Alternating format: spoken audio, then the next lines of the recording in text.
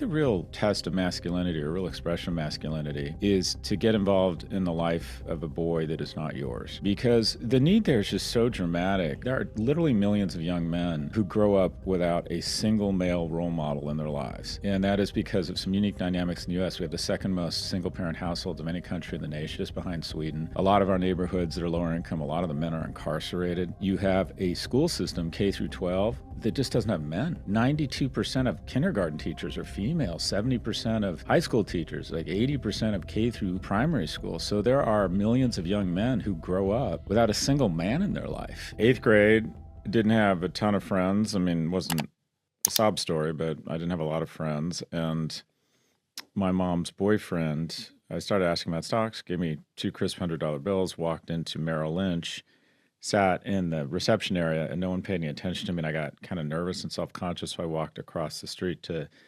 Dean Witter Smith Reynolds, I think it was at the time. And this woman came out, I remember, big jewelry, said, "How can I help you, young man?" And I said, "I have $200, and I pulled it out of my pocket, and these two $100 bills went flying everywhere. And she said, "Wait right here," and she brought me a cellophane envelope, and I remember just, you know how there's certain images that are just burnt into your memory or consciousness. And I remember seeing the picture of Benjamin Franklin in the part of the cellophane you could see in the envelope. And this young man with big kind of frizzy hair came walking out. And I said, "Hi, I'm Cy Sarah. Welcome to Dean Witter." And he took me back to his little cubicle, his little stall. He was a new broker. And I told him I had $200, and he started teaching me about the market. You know, when there's more buyers than sellers, the stock goes up. And he kind of showed me the bidding system for stocks and earnings and why, you know, to try and understand their business.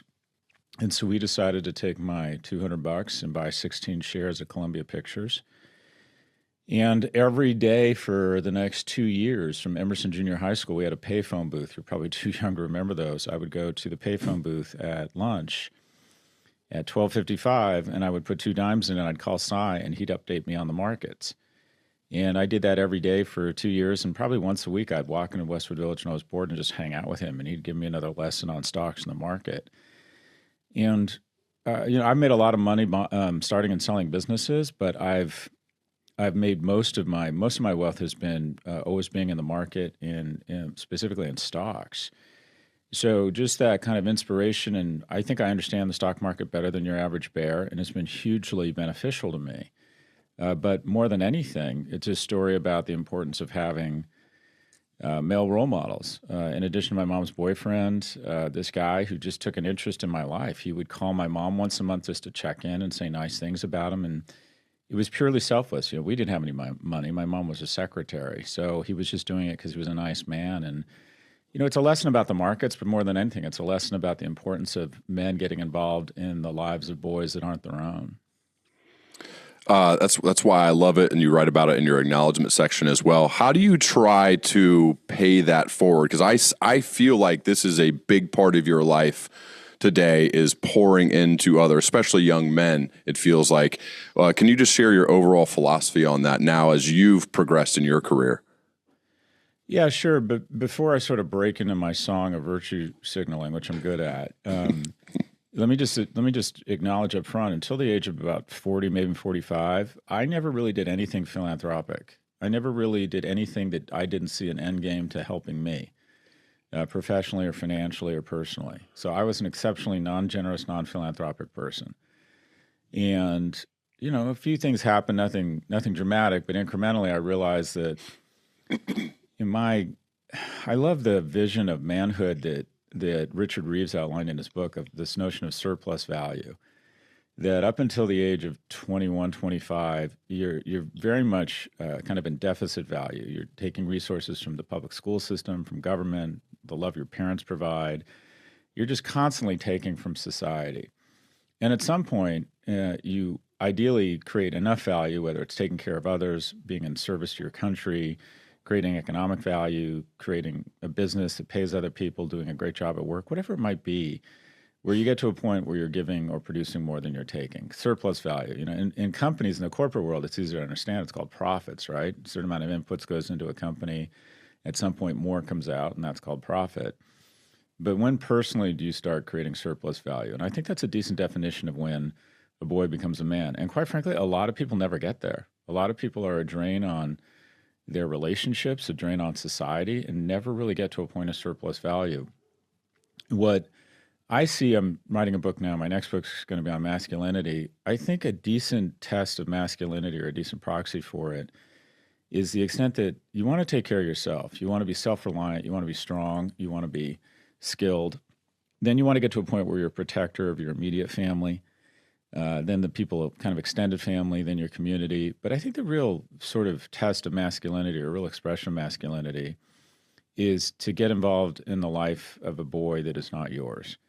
Because the need there is just so dramatic, Ryan. There are literally millions of young men who grow up without a single male role model in their lives. And that is because of some unique dynamics in the U.S. We have the second most single-parent households of any country in the nation, just behind Sweden.